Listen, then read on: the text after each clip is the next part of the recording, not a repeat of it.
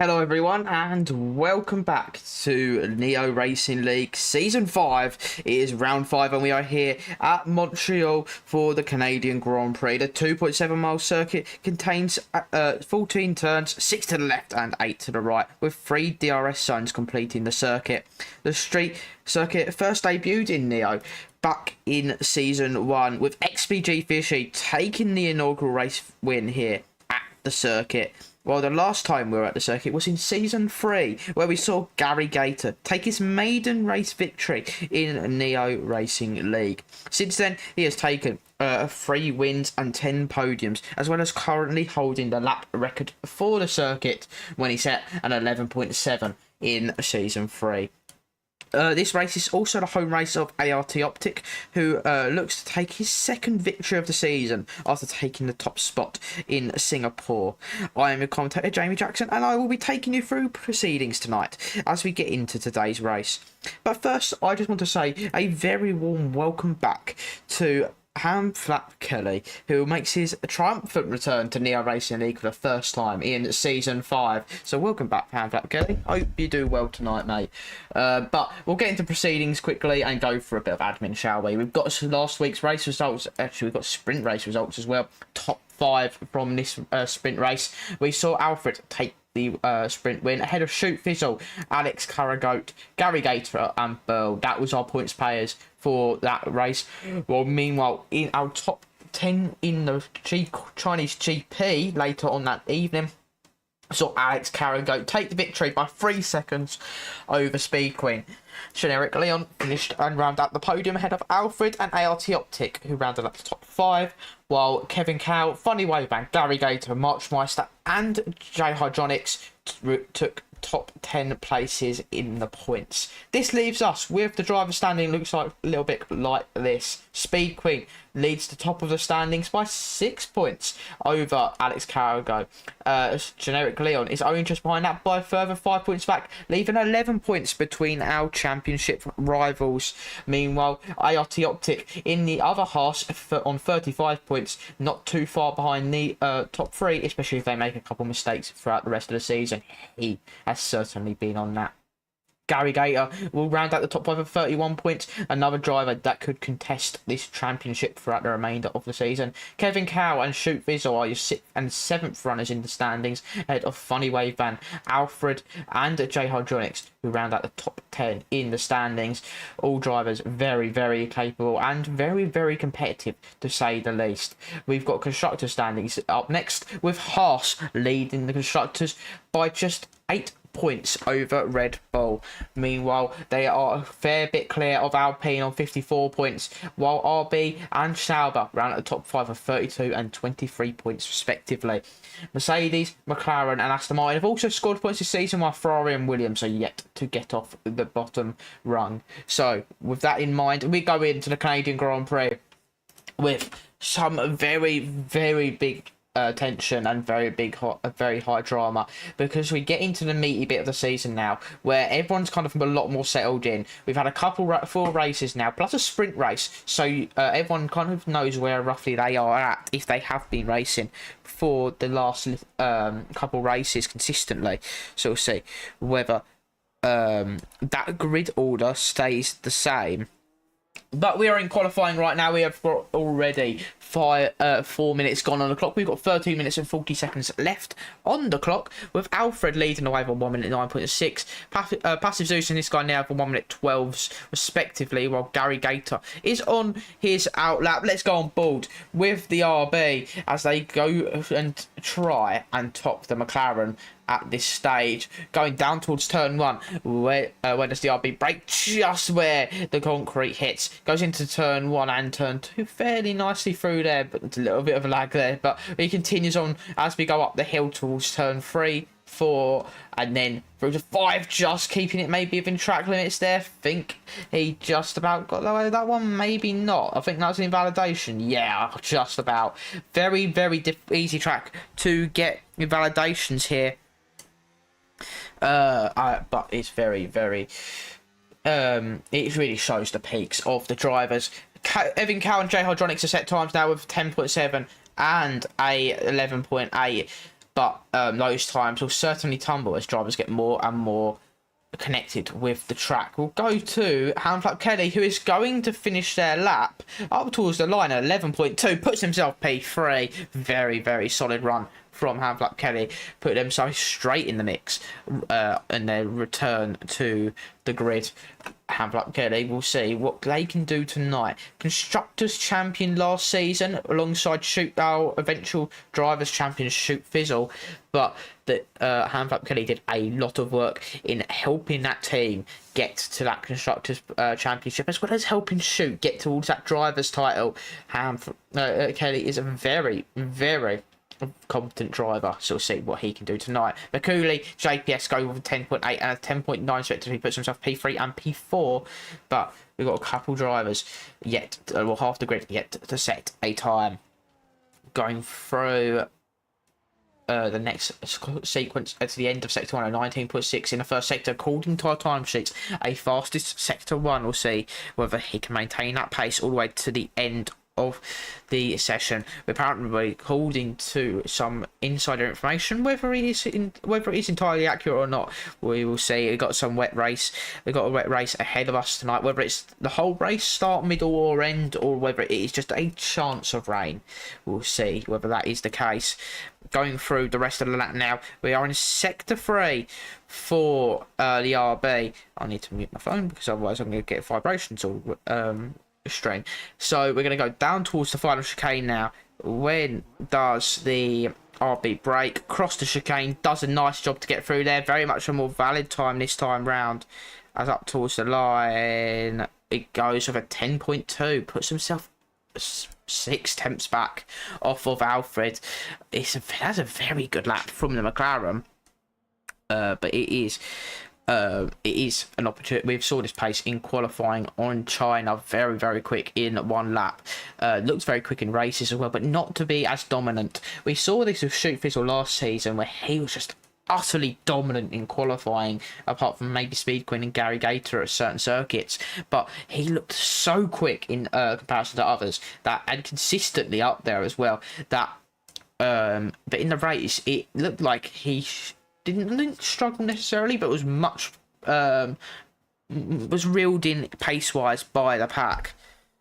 But we'll see whether Alfred has that pace tonight or whether it is just one lap pace. We'll go back to Constant Soda 368, who's currently on a lap, going through the hairpin now, going up towards the chicane. Sector 3 for the Ferrari hasn't invalidated yet. Can they get towards the final chicane without an invalidation? It's very easy to invalidate on the second part of the lap. Does not do so, keeps it clean up towards the line, gets very close to that wall, but keeps it nice and tidy up towards the line. A P4, 10.8 from the Ferrari, puts himself just ahead of Veculi, and the Mercedes just loses out on P4. Was P4 is now P6 for the Mercedes, P5 for the Ferrari, as JPS goes a 10.3. That's a very good lap from the season 3 champion, who has returned here. I think it's JPS is season 3 champion, who has returned here tonight. It's going to be interesting to see whether Jay can show his former pace. Alfred goes even faster, 9.3. That is ridiculously quick from the McLaren, who once more is just almost a second clear of Gary Gator. Speed Queen, who's on the intermediates, has not set a time yet and is invalidated, will come into the pit lane. We'll see whether they can set a better lap time. We're now going to go into the second half of the session. We've got a couple drivers still out on track, such as Formula Leon. Third place driver in the standings has a bit of a lock up there, loses the back end. That is not going to help the time or the confidence of the Alpine as we go towards the final chicane. Can the Alpine topple the top of the time sheets, or have a quarrel with anyone like Gary, or even potentially Alfred. Gary's gone 9.7, a very good lap from him as well. I've just noticed he's gone 4 tenths off of Alfred. Formula Leon on a 10.5. It's all about confidence and just trust in the car at this circuit, because you can't overcommit because of the track limits, but you've got to have enough commitment to just be picture perfect as you go millimeter close to the white line. But you don't want to go too close like Formula Leon was there with the wall. Oh, see, with that that will not be exactly helping his tyres. However, Alex Carragher has just come out on track. He's now currently going through sector 2. We'll go on board for the lap with the second place driver in the championship and see whether the Haas manages to go and find themselves around the regions of the top end of the field. Been very quick over this so far this season. They have made their debut this season, I believe. So you see if Alex Carragher can get themselves into a position where they can fight for the win later on tonight. We now go through towards the final chicane and up towards passing the Quebec Wall of Champions, so that's what they call it. As we go up towards the line to start the flying lap. Never mind decides they're not going to go for a flying lap, and actually they might validate before the chicane, so they've gone for another out lap. They've got time, luckily, but their they luckily didn't push their tyres, so it shouldn't affect them too much unless they're going across that grass. But they're trying to get on with their times now, get themselves a bit of time to do 2 real push runs. But they've left themselves a little bit more open now to potentially dropping further down the field. We'll see whether that Haas can do anything, can get towards the front. He's done it in 1 lap before. Can a Haas do it again? Meanwhile, ART Optic is going through the chicanes, the penultimate chicane of the lap. There's many of them, of 8 and 9, up towards turn 10. Can the Haas do what is needed to take the fight to his rivals, because he's really looked quick over the course of the season, but he's just lost out here and there. We can get rid of that. We'll see whether the Haas manages to do anything of importance, but actually got slowed up quite significantly there by his own teammate, and he invalidated. So DRS now given to Alex Carragher. I don't know if that was entirely planned, and invalidation. So that is now left ART Optic without a time, and Alex Carragher's invalidated again. This is not what you're going to be doing if you're the Haas duo. You've ended up completely out of sync to the rest of the field, apart from Speed Queen, who only went out on the Inters, and Marchmeister, who is currently, I believe, is invalidated as well, but might go for another lap. You've really left yourself in a predicament here, because your main rivals are right up there already, got a time in, so at least they can be relatively close to front, maybe, especially if you're Gary Gator with that 9.7. Very quick lap from them. Formula Leon probably needs to gain a couple tenths to really cement themselves at the top end of the field, but this is very, very worrying if you are the American team. But we will leave it to see whether they go. I assume they're going to come in and fit new tyres now, I presume. Yeah, Alex Carragher comes in, fit new tyres, and everyone is kind of just sitting in the box apart from CW Johansson, who, and Gary's retired from the sessions, decided that 9.7 is enough for, I just remembered it is a full quali session, so these drivers are actually fighting for the exit of Q1, but he's going through, so that's fine for him. Alfred's going through, that's enough for him. I believe it's a full quali session. Now, this is going to be an interesting one if ART Optic, Alex Carragher, Speed Queen, and Marchmeister all end up at the session. If Speed Queen does not get a lap in, if ART Optic doesn't get a lap in, if Alex Carragher get a lap in, it's already a difficult track to overtake, and these guys have got to get through with what is only one real opportunity left to take pole not pole, get themselves through to Q2. I didn't run a full quality session. I'm just going to double check. Weekend structure, yeah, full quality. So got a lot of time in terms of just everyone getting settled in, but you need to be able to get these laps in. Speed Queen currently on a flying lap as we go through towards sector 3 into turn 8 and turn 9, and up towards turn 10. Can the Red Bull get themselves into position? They had a RB get slightly in the way there of, I believe that was Passive Zeus, who got in a little bit in the way there of the Red Bull, and that might ultimately cost them. They're going to go up towards the line.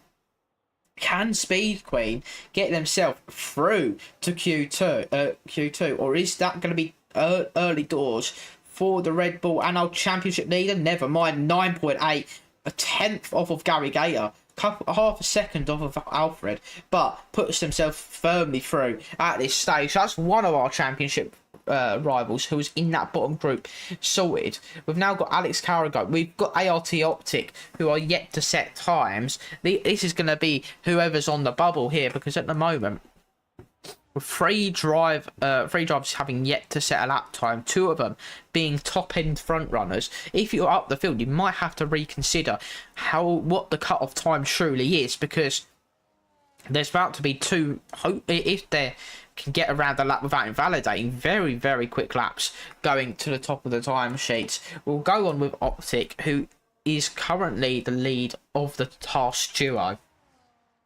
As we go to start their final flying runs, but this is going to be, can they get a lap in? It's not the easiest, yeah, especially with how easy it is to invalidate. We're going to go down towards turn 1 now. Can the Haas get anywhere near the top end timesheets? Can I have an invite? Of course you can, Gary. We're going to continue on now through turn 3 and turn 4 as we go and get. Where are you? I'm trying to remember which one. Am I missed it entirely, or are you down further?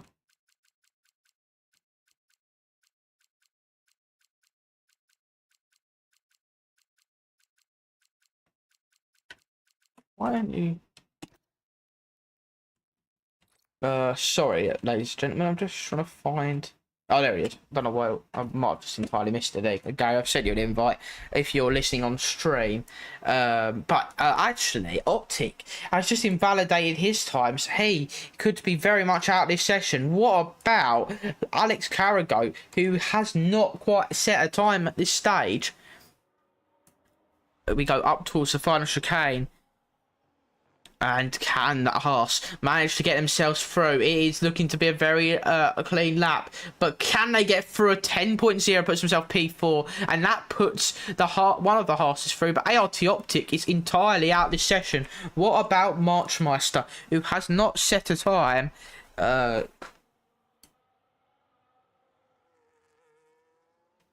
As we go up towards the final chicane, can the Aston Martin put themselves into Q2, or is that going to be early doors for the host? Lovely. So, Gary is back in the session as we go up towards the line. What time? From March, 11.4, puts himself P12. That might just be enough. However, we've got a couple drivers who have yet to set times. Got 2 drivers. Well, 1 driver left actually who can set a time, so it's going to be this guy Neo or CW Johansson who goes through. It's going to be CW Johansson who in the Ferrari, 11.9, 12.1 for this guy Neo, and ArtOptic are both out of the session. This actually no, CW Johansson is out as well. Sorry, I'm thinking of it as 22 cars in the session. Career mode, so I do apologise. It is CW Johansson, this guy Neo, and ArtOptic who are out of the session. 15 drivers go through. 5 will be eliminated into Q2, and then we'll be down to the top 10 shootout. Still got time for improvement for these drivers, but they've got to still get through Q2 and into Q3 in order to get that maximum amount of time, just to optimize your lap time and get used to every ounce of the circuit and get the optimized grip which you get at the end of Q3. We'll see whether that has any play. But Alfred, by 3.5 tenths leads the way in Q1. Is that going to be the gap we see at the end of Q2 and most crucially at the end of Q3? But the Dane looks to be very much on point here. Just now we go. We now going to go into Q2. Let's see what and who is going to be eliminated next. It's going to be a very interesting one. So we're now going to go into Q2. We're going to see everyone now go around again. All times are reset, and we go once more. It is just 15 drivers left in this session. We've got another 5 to be eliminated, and we'll see whether they can get to the top 10 shootout. It's very easy to invalidate here. You've got to remember this is one of the easiest circuits to invalidate at, because there's so many points where you've got to cut a chicane to try and maximise your lap time. You don't want to do it too much because you're going to invalidate, go over that white line and end up without anything for your troubles. Everyone now comes out of the pit lane, and we'll see who is going to be taking their way through themselves through to Q2. Who is out on track first? We've got Handflap Kelly and Passive Zeus. We'll go to Handflap Kelly for a little bit. Wait, the entire race. Thank you very much, gentlemen. So that is a interesting note that we've got wet weather this whole entire race. So is that affecting pace, that people are going for different setups? Maybe you're going for a setup that's more focused towards the dry, knowing that it's going to be more difficult to overtake, so qualifying is more important? Or do you go for a wet setup so you're more comfortable in a race and less chance of spinning? We'll see whether that has any effect on people's pace. We've got a couple of drivers out on track right now. How about Kelly, Passive Zeus, and the first 2 drivers who will be going for laps? And well, let's see whether these 2 can make themselves into the top 10, or whether they will get dropped tonight. We'll go with Handflap Kelly for this lap as we see whether the Aston Martin on their return to the championship can make themselves known at the front end of the field. Go down towards turn 1 and quickly into turn 2 as you drop the gears into either first or second, depending on your preference. Now up through towards turn 3 and turn 4 through the left, and then the right and then the left, sorry. As we go into turn 5, quick downshifts now into turn 6 and 7.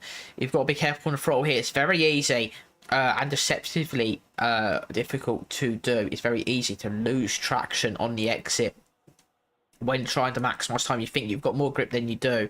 Then now through 8 and 9 and up towards turn 10, as you swoop round this long left, which isn't really a corner, it's just a little sweep out before you go into turn 10, and then on the exit into 11, down towards 12, and then the final chicane of 13 and 14. Can the Aston Martin put themselves in the prime position for the top 10? They've done a clean lap, and that's the crucial thing. The clean lap is what really makes the difference here. 11.0 from the Aston Martin. What about Passive Zeus, who is going up towards the line, has invalidated? I have been asked to show Passive Zeus, who is about to start a flying lap. We'll go on board with the RB, who is going on to their flying lap, and see whether they can do a good lap time. 9.8 from Alex Carragher, 10.2 from Formula Leon. Can Passive Zeus do what is needed to get themselves into the top 10? As we go down towards the end of first sector, 20.2 in the first sector. Now he's got to use the ERS early on the exit of turn 7 up towards turn 8 and turn 9. Can the RB manage the throttle, manage braking, just make sure they're not making any sort of errors up towards turn 10 Now it's going to be out on the brakes. You've got to remember out the fuel, because if the RB has enough fuel, they should just be okay with 0.7 laps. They've got enough fuel to go to the end, but they will be going a bit slower on their in lap. Now through towards the final chicane now, can the RB just minimise the distance as they're looking to do between now, the hairpin and the chicane? Into the chicane we go. Looks to be clean enough. That is a valid lap for the RB. Opportunity for the RB to go 11.6. A very decent job from the V-Carb, who puts himself in a an okay position, but they do have some areas where they will know they need to work on throughout the rest of this session. Hydronics is the next driver up towards the line. Currently hasn't set a time and goes to P5 with a 10.5. Next up will be Marchmeister, who is on a lap, is invalidated, so we'll skip over to the next person, which will be Formula Leon, who starts a flying lap. And then after that, it will be David, I assume, invalidated. Yep, so next is JPS on an out lap. So we've got a couple drivers. That's very, very loud noise there from the game. Jesus. Next up, Speed Queen currently on a lap. We go through the final sector for the Red Bull. Can Speed Queen get to the top of the timesheet at 9.5? Right in there again. 2.5 temps clear of Alex Carrago, but not quite beating the time of what Alfred set in Q1. Speed Queen needs to start getting the hammer down, because they need to start utilising the opportunity now that they have a lap on the board, so they can push a little bit more, and they most likely with that 9.5 will get through to Q3 considering their times. The rest of the board are setting, so we'll see whether Red Bull manages to do a better job in the later stages of qualifying. Meanwhile, JPS is going to be going up towards Sector 3 now. Another returnee to the championship for this first time this season. 42-0. In the first two sectors combined, can the McLaren get themselves into Q3 with a solid time on the board with just 8 minutes and 45 seconds to go? Will the McLaren be able to get the time on the board necessary? Keeps it clean through the final chicane up towards the line we go. Can the Papaya, well, what does the Papaya car do? P4 sorry, 9.9 for the McLaren. A very good job there from the returning season 3 champion. It's a very nice that we have a couple champions, a lot of race winners already here. So we're now going to go to Costa Soda 368, who is currently on a lap. Going through sector 2, 42.3 in the first two sectors, apparently a faster sector 2. We'll see whether the Ferrari can manage it as we go on the exit of the hairpin through towards turn 11, and then this technically turn 12. It's not even really a corner, it's just a brief left, brief right, sorry, before we go towards the final chicane. Can the Ferrari manage to go towards the front and put themselves into Q3? And 10.5 puts themselves P8. That is not going to be safe enough, really. They're right around the mix of Kevin Cow. Hydronics are very big off there from the Ferrari, but right around the mix of a couple drivers right now. But that extra few tenths could be crucial later on in the session. We have Alfred, who's currently invalidated the lap, and L. George, who's invalidated the lap. So who will be next for the line? Gary Gator, currently not on a flying lap. I wonder if they're going into the pit lane. They will be, yes. So we'll go back to someone like Alfred, who currently hasn't set a time. The Q1 fastest driver has gone out a little bit later than what they did in the first part of qualifying. Can the McLaren put themselves into a good position? Well, an easy enough position to get themselves into Q3. They've currently got L. George, who is in front of them. The McLaren is going to go and start a flying lap. We'll go on board with that very McLaren as we go down towards turn 1. And now into the chicane, gets it down to second gear, about 50 miles an hour through there. As at the lowest point, you go onto the exit now, up the gears towards turn 3, into turn 4, through the right, through the left, and keeps it very close to those white lines, keeping very close to the wall. Mind the gap between the train and the platform. That's what you've got to be doing through this whole entire lap, into turn 6 and turn 7. Keeping a very far away from that third chicane's exit. Now up towards the penultimate chicane now. Into 8 and 9. Keeps it nice and done. Doesn't touch the curb on the exit. Goes up towards now turn 10. The hairpin is very, very iconic for many different reasons. Kubica's the entry had Kubica crash in 2007, roll his car. Very, very scary accident. Luckily came away okay. But now we're going to go towards the Wall of Champions, a wall which has been notorious for taking champions, and that chicane though has taken Alfred's opportunity to go fastest with a 9.0 because he's invalidated, and now half a second, whether it might lose a tenth or two on that chicane for cutting too much, whatever, pick your poison and how much. That would have, no matter what, been the fastest time, and that is very unfortunate for the driver who looks to be the pace setter in this this evening and last week in Shanghai. Eventually got the words out. We see March Master Curry on lap 43.3 in the first two sectors. The Aston Martin looking to try and take themselves out of the bottom 5. Can March get by? They have currently got a so far clean lap, but they need to get through the most difficult of the chicanes on the Formula 1 calendar. Very much managed to do so, only just at the bit back end, lost there, a bit of a correction from the Aston Martin 11.6, puts themselves P11, but they need to do a little bit more to get themselves out of that bottom 5.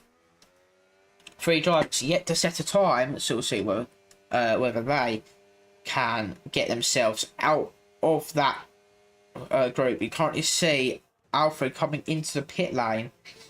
4 minutes left on the clock, so he's got time to go in and get another lap on the board. We'll see whether he can manage it. So we've got a couple of drivers now going around, circling the lap. 3.5 tenths there from Gary Gator in the first 2 sectors. He is currently up on his time. Now put him in the 1 minute 9s. Can he manage to put himself further up the order in the through the far chicane? Keeps it balanced throughout the corner into the exit, but up towards the line. A 9.8, a P3, 800ths off of Alex Carragher, with 3 tenths off of Speed Queen, and that is a very, very demanding time to beat, let alone what Alfred's been putting in throughout Q1 and could have put in Q2 if he didn't invalidate, and that is the most crucial of points. You got to make sure you do not invalidate these times, because they could turn out to be crucial by the end of the session, and you don't want to be claimed victim. Again, invalidation for Amber currently 11.0 set by the Aston Martin, but it could whatever time they potentially could have got if they kept it valid, could have kept them in if they get eliminated in the next couple minutes. We'll see whether Hamp Kerlin can go and get another time on the ball. They come into the pit lane, potentially looking to get another set of tyres on for one final run. We currently got El George currently on a lap going up towards the penultimate chicane of turn 8 and turn 9. Sauber yet to set a time in this session. Can El George get themselves and the Mission Machine into Q3? Like J Hydronics currently is in that top 10. We go through towards the final chicane now. Just a couple more corners, well, 2 corners to go, but they are, like I keep saying, very difficult, very easy to get wrong, and it's just a bit of a thread the needle, thread the eye of getting the eye of the storm. He's certainly done so. As we go towards the line, a 10.9 puts himself P9 at this stage, but not quite enough to get themselves further up the field and much safer. Alfred currently on a lap going through into the first chicane now. This is the lap we've got to all be watching. Same with Vakuli, who's just come out on that out lap. We've got those two very much should be in top 10 in terms of pace. Can they can they get through? That's the question. 19.4 in the first sector by the McLaren, fastest sector 1. That is the crucial thing. We're going to see whether the McLaren can top that time sheet. going into turn 8 and into turn 9. It looks much smoother. They're going to have 2 cars in front of them. They got to hope they get both of them out the way into the hairpin now. The mystery machine is out the way, and the Mercedes has decided they're going to spin it on the exit of the hairpin. Hopefully that hasn't distracted Alfred too much. We're going to go down towards the final chicane now of turn 13 and turn 14. But the McLaren just needs to get this right now. Up towards the chicane, gets through, threads the needle, and manages to keep it valid this time round. Up towards the line and 9.6, puts himself P2, but it's 3 tenths off of what they did in Q1. Is that just needed to get through, so don't push it too hard? Potentially, but we'll see. The McLaren now will peel back into the pits, knowing they are safely through. We've got Vekuli, who is currently on starting a flying lap. Another driver who needs to get a time on the board to even give himself an opportunity to get out of the bottom 5. Mercedes flying through the second chicane. Technically, there's 3 and 4 down towards 5, through 6 and 7.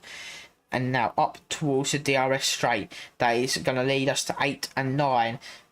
And Mercedes just needs a time in really 1 minute 10.4. A low 1:10.4 would be maybe just enough to put themselves through.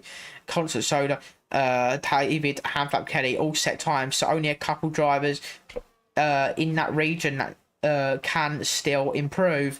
Vekuli looking to go faster though, looking to try and put themselves up towards the front end of the field.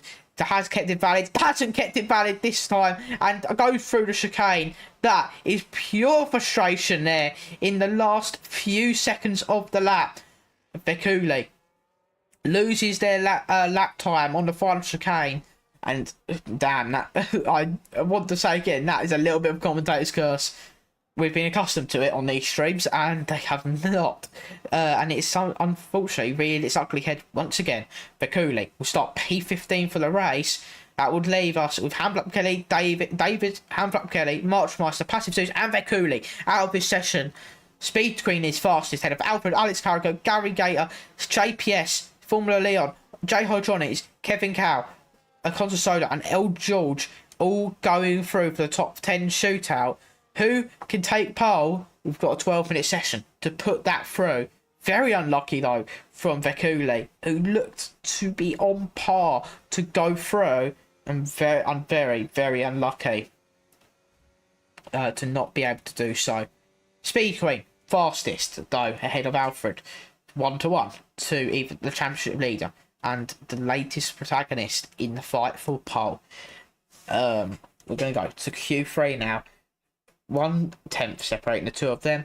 It seems that confidence is going to be the crucial thing though. You've got to have confidence to ensure you go through, because if you or go faster, because if you have any sort of hesitation, you might end up going significantly slower, losing 3 or 4 attempts through the chicane. Not just through the chicane, but on the exit of chicanes, but also in losing your lap time. If you turn in that bit too early, you could invalidate. If you turn in that bit too late, you could end up going wide and just jumping that chicane millimeters too much and invalidating as well. So thread the needle while you can, because you've got to be committed to every single corner and make sure you get through, get a time that is the best you can possibly do on the board.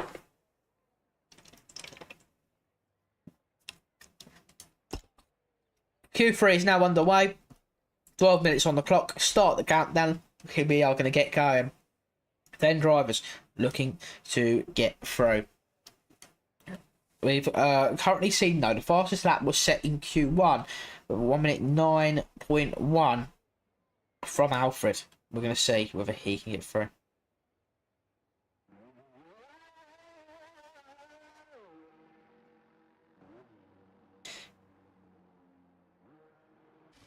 We're going to get going right again. We've got a couple drivers going out on the track. We've got the McLaren of Alfred, who I think maybe it might be JPS. It's Alfred who is going out straight away this time. Left it, went out straight away in qualifier Q1.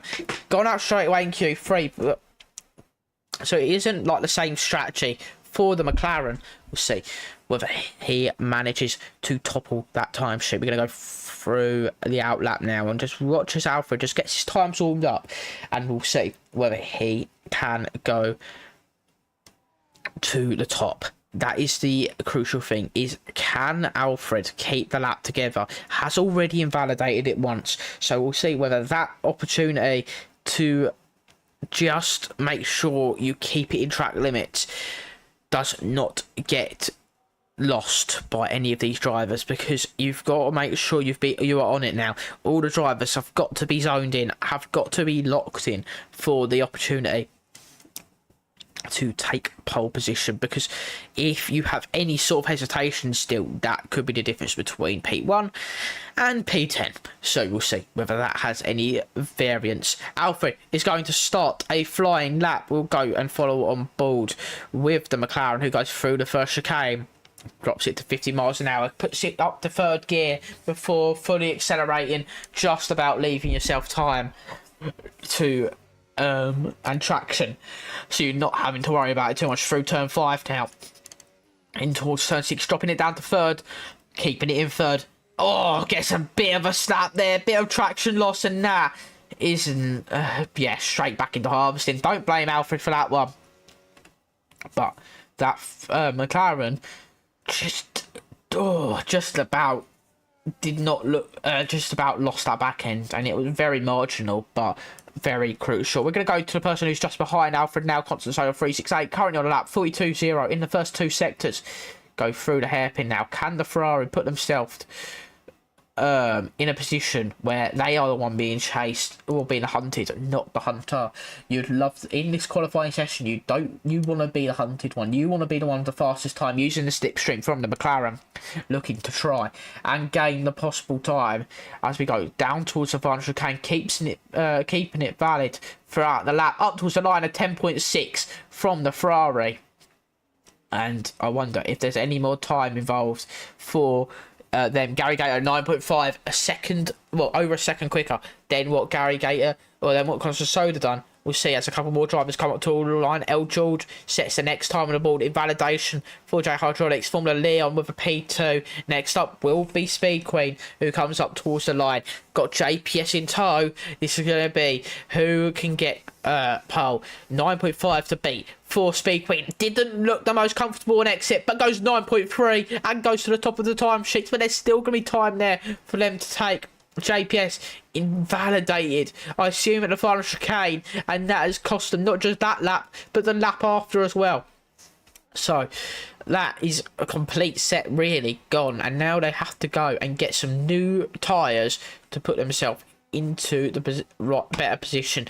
Alfred will be the next driver across the line for a flying lap. Currently hasn't set a proper time, as invalidated for the driver who was fastest in Q1, has all of a sudden invalidated, and 9.1 would have been the time.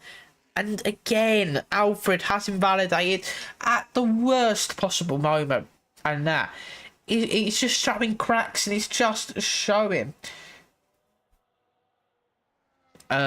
difficulties for the driver who seems to have the ultimate pace. And now we've got a couple drivers yet to set times. J Hydraulics has gone to P4, puts himself with 10.3. We're next going to see JPS come up towards the line. Never mind, they've invalidated. So it's going to be Kevin Cow, who's also invalidated, as a lot of drivers are still out on track. Formula Leon currently on a lap going for 600ths quicker in Sector 1. Can the Alpine go any faster? We're going to go down towards turn 8 and turn 9 chicane as the Alpine, the Baguette team, will go towards Sector 2 and just try and go that little bit faster, half a second quicker through Sector 2. The Alpine is starting to get more and more confident throughout the sessions, and is starting to get edge closer and closer towards their rivals, the Speed Queen and Gary Gator. Can the Alpine put themselves in the correct position of where they believe should be pole? as they go up towards the line through the final chicane, had a bit of a lock up there into the final chicane, kept it clean enough. 9.6 loses time in sector 3, but that lock-up certainly did not help. Kept it clean though, and has kept themselves a bigger margin over the rest of the field. Next up will be JPS, who goes P4 for 10.0. Kevin Cow will be next big across the line for a time as Alex Carrigo starts a flying lap. Going down towards the line now. Kevin Cow yet to set a time, same as Alex Carrigo, with just under 6 minutes to go. Kevin Cow up towards the line. What time does the Red Bull do? 10.4, puts herself P6, just ahead of Constant Soda, just by J Hydronics. We'll now switch to Alex Carrigo, currently on lap 19.4 in the first sector. The Haas needs to put a time in here to put himself some form of banker as we go down towards turn 8 and turn 9. Alex Carrigo has been a very quick driver this season. Has made major errors. Has really come in qualifying. Lost out in Singapore or any chance of points, going for dry tyres when the rain wasn't quite gonna dry up on the safety car. And unfortunately, it really screwed up Alex Carrigo and an opportunity to take any sort of championship lead last time out in China. But up to the line, Alex Carrigo, will they go fastest at 10.5? And they've invalidated that. Oh, again, it's the invalidation to catching people out. And that has now left Alex Carrigo with basically a sole lap to set themselves either to P10 or fighting for pole. Very unfortunate for the Haas. Who will be the next driver to start a flying lap? Alfred, who has currently not got a proper time on the board. A 17.3 was set when they had a big oversteer moment and backed out of the lap in sector 2 in our opening phases of Q3. But can Alfred put themselves to pole into turn 3 and turn 4? Got close to that wall. If there was a graphic as ever for the AWS, it'd be there. 300 quicker. They know what they did in the first sector. That's the only sector which has a real proper reference to us for his personal best. We're now going to go down towards the penultimate chicane. Sorry. Through the penultimate chicane, just keeping it as quick as possible, maximising apex speed, maximising a speed carried throughout a corner. Currently fastest sector 1 and fastest sector 2. Oversteering that back end, lost the traction, just not quite there for the McLaren. But can we go up towards the line, up towards the final chicane? Needs some more time to gain as Alfred looks to go towards the line into the final chicane. Keeps it nice and tidy. It will be a valid lap, but is it pole position? Up towards the line at 9.4, half a tenth off of Speed Queen. That traction loss could have been the difference between P2 and P1. That is very, very unfortunate for the McLaren, but that's the name of the game. You've got to push the boundaries to your maximum, not overstep them, because otherwise you'll end up like Alfred has now, slightly disappointed in knowing you could do better. Next up to the line will be Gary Gator, who goes at 9.4 themselves, 200ths off of Alfred. If that, bear in mind, there's barely anything between them, so they're going to leave this very, very close. Alfred and Gary got time for one more flying run, but is the tyres going to hold up towards the end of the lap? That's the crucial thing. As we now go to who is on a lap, El George, who's currently invalidated. So we've got a couple of drivers who are now on out laps looking to go again. We'll see who is the first one to start a flying lap. It'll be Constant Soda 368, who is the first one to start a flying lap and is invalidated at turn 1, and they will have to go round once more. Luckily, it is only a couple corners of pushing, if that, and they can now keep their tyres at bay for a proper final attempt. J Hydronics is next to start a flying lap, going round towards turn 3 and turn 4. Got a fair big margin over the rest of the field. No congestion for the mystery machine. But we go into turn 6 and 7. The Sauber wanting to gain as much time as possible. Because they're currently on 10.3. They're second off of Speed Queen's current provisional pole time. J Hydronics goes through 8 and 9, kept it nice and clean up towards turn 10 now. The hairpin is the Sauber just needs to get a couple more corners right. They are the most difficult of the corners left to go. Can the Sauber put themselves in at the front, go up towards the line into the final chicane? What time can the mystery machine do? Where do we go? It is a 10.1, a quarter of a second quicker. P6 still remains, but a bit more of a gap between them and the cars behind. Next up will be El George, who's currently on a lap 3 tenths quicker in the first 2 sectors. Now in sector 3, can the other mystery machine get themselves into whereabouts their teammate is in the 10.1 region, or are they going to go faster or slower? You'll see as we go through the final chicane. Yeah, it does not quite have the cleanest of exit though. Has to come sharply back towards the line to not go on the grass. A 10.5 puts himself P8. Next up will be Alfred, who goes P2.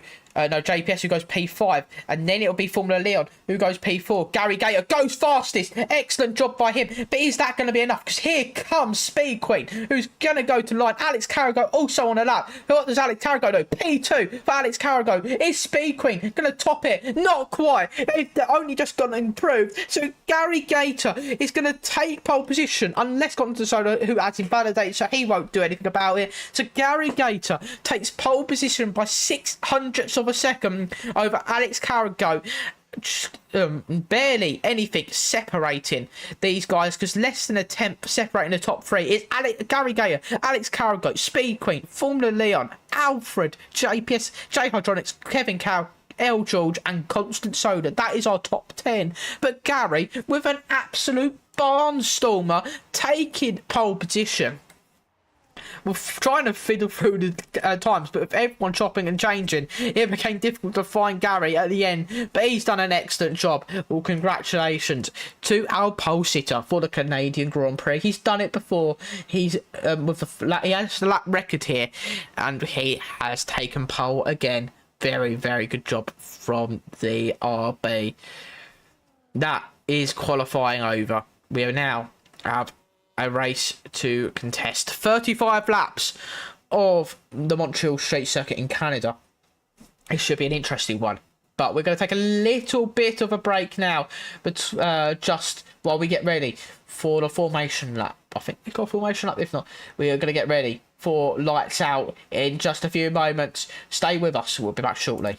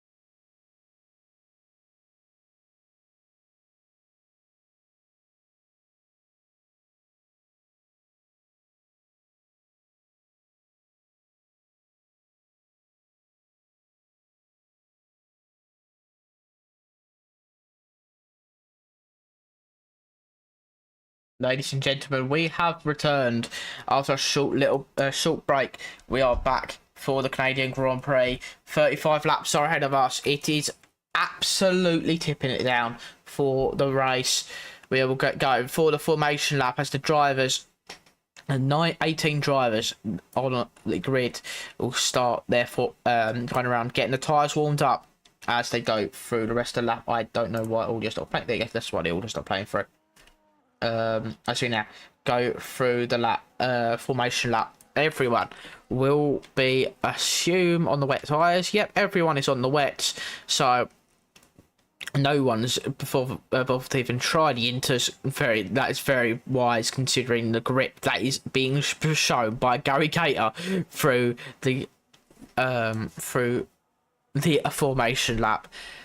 It is now just everyone gonna try and get pace himself, but Gary does not want to pace himself. He wants to crack on with this. He's not gonna slow down for anyone as we go round this formation lap. It's just time for the drivers to warm up their tyres, but you do not go too slowly, because otherwise you fall quite far back. There's already quite big groups forming, but these drivers need to keep within at least 10 car lengths of the car in front, really, to make sure it is fair. Because otherwise you'll have like 5,000 different groups going through the formation lap and someone be sitting on the grid for a very, very long time.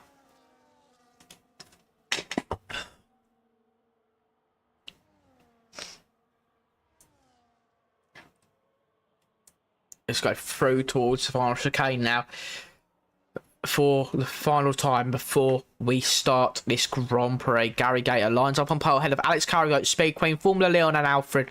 JPS and P6 returning for the Season 5. It's our Season 3 champion returns. Jack Hydronics 7th. Kevin Cow, L. George and got around at the top 10 with David, Handflap Kelly, Marchmeister, Passive Zeus, Fekuli, JW Johansson, this guy now, and ART Optic. It will be our 18 drivers contesting the Canadian Grand Prix. The next 35 laps will determine our race winner and who gains and loses in that crucial championship fight.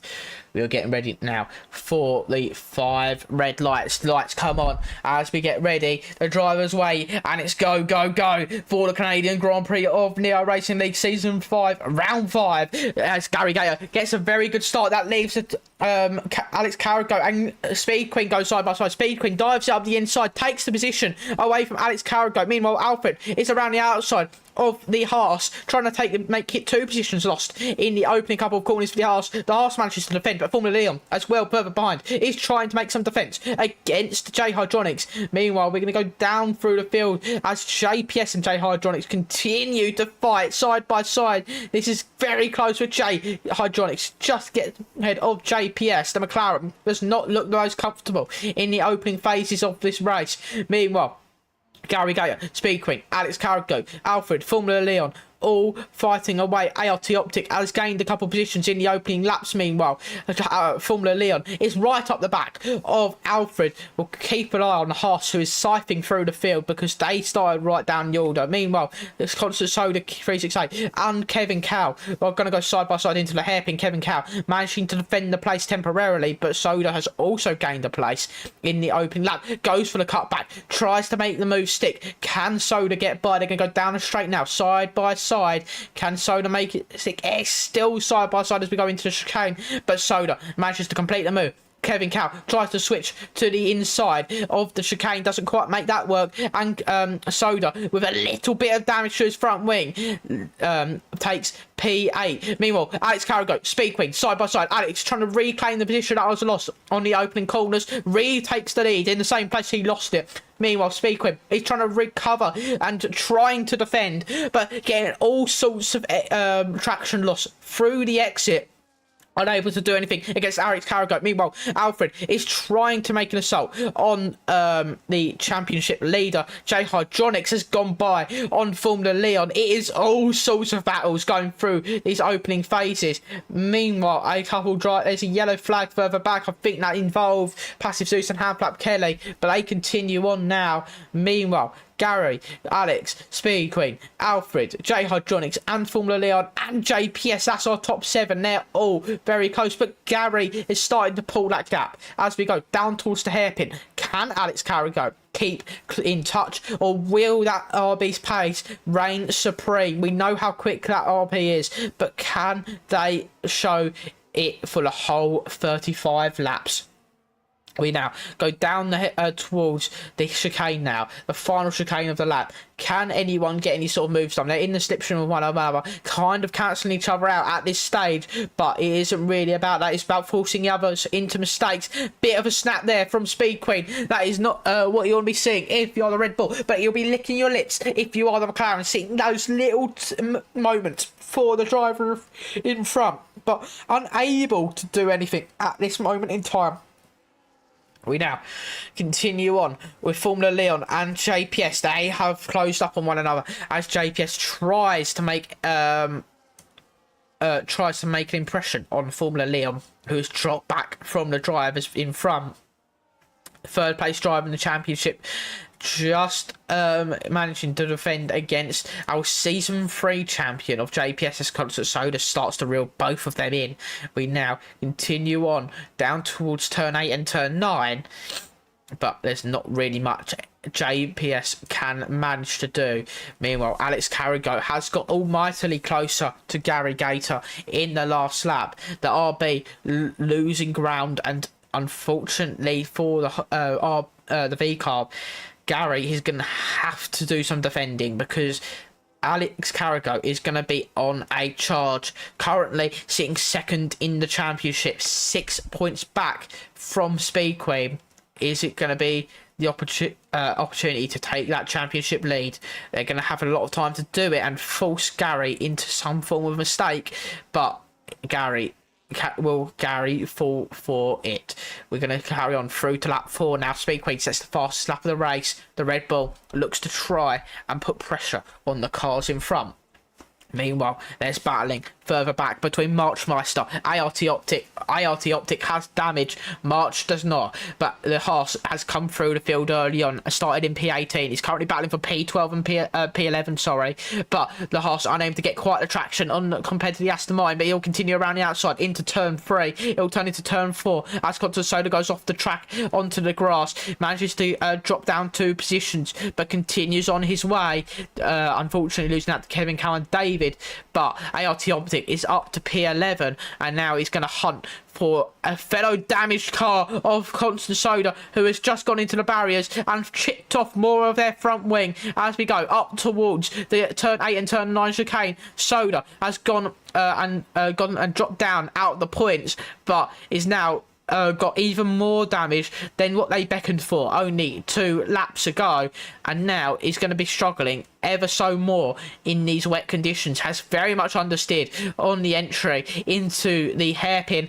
The Aston Martin of Marchmeister has siphoned through against the Ferrari, but Soda is really beginning to struggle at this stage as we go down towards the chicane with these drivers. Can the Mercedes of Bekuli look to go by as we go into the chicane? Soda comes into the pits. That leaves Bekuli to take the position, but Soda not going to be the most happy with the start of this race. We're going to go back to the battle for P14 now, as this guy, actually never mind, it was just Soda and this guy Neo swapping after Soda pits. We go back to the battle for the lead now. Alex Carrigo has lost that time to Gary. We're going to see these fluctuations a lot in this race. However, Gary is going to have to try and pull that gap, because you cannot let the other drivers behind get any form of opportunity to try and overtake. Nothing really happening at this front group at the moment. Meanwhile, further back, David is under pressure from ART Optic, who's going to go to the inside, get very close to that wall, but very much stays there, and unfortunately for him has to back out before going to Shane. Wasn't even alongside, but David managing to close off the door just enough so the Haas doesn't go through. However, it may be only a matter of time, because up the inside goes the Haas, who does have damage. Cut back there from the Williams. That was absolutely beautiful from the Williams as they go through back to P9, but ART Optic is not going to live that one. He's going to be absolutely fuming aiming at that switchback from the Williams. That damage is not helping that Haas as they go through into the chicane, and ART Optic is up to P9. Meanwhile, David comes into the pit lane. I wonder why L. George has got a 3-second time penalty. I'm worried that was David with a 10-second, because that came out at very similar times. But the two Sauber boys have got the first drivers with time penalties.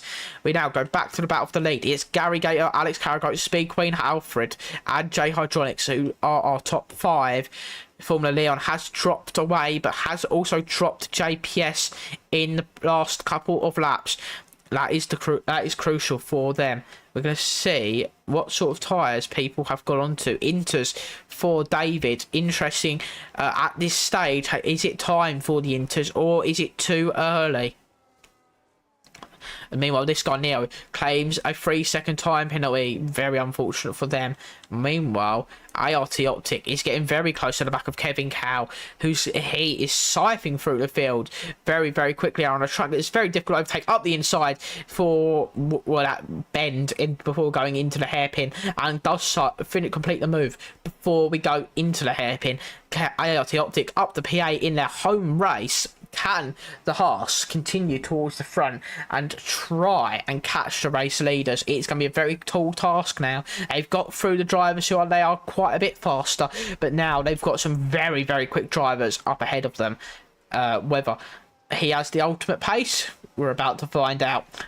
As a very big staff over there for L. George in the background. But we now go to the battle for P3. We see Alfred on the back of Speed Queen by just 0.6 of a second. There's opportunity there for them. Meanwhile, March and Kevin Cow are going to go side by side through the chicane into turn 3 and turn 4. Bit of wheel banging there. They both go wheel banging. It's going to be 3 wide into turn 5. Where do you see that? You don't often at all. We're going to continue going 3 wide into turn 6 and turn 7. Continue banging wheels. Kevin Cow keeps P9. Bekuli, Marchmeister, battle for P10 and P11. But March just about keeping the position for now, because Bekuli's going to come flying back through with the ERS and take the move around the outside. Is that going to be enough for the Mercedes, who breaks later, makes the move stick into the point to main positions? That's going to allow March Russell to be offline and allow L. George to go back through into P11. Very good move from L. George, a very good opportunity taken, but March is going to send it up the inside and try and defend that position. He says, no you don't, I'm taking that position back, thank you very much. March back up into P11, but losing out after trying to overtake Kevin Cow. It was very difficult for him.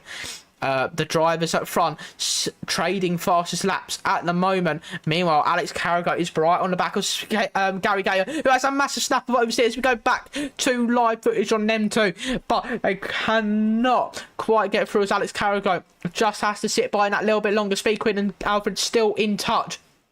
But it is not over until it's over for these drivers, because they are going to fight and the track conditions are changing all the time. So it's about who has the most confidence throughout this phase. We now see Alex Carragher, go down towards the chicane of 8 and 9. Gary Gator is just going to have to start thinking about doing some defence here, because the Haas is right up their trumpet as we go down towards turn 10.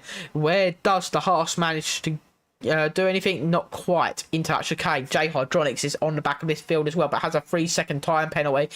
Has gained a 3-second gap to Formula Leon at this time, so that will at least nullify that for the time being. But we've got a long way to go in this race, and you do not want to get time penalties too often, because they can stack up very, very quickly.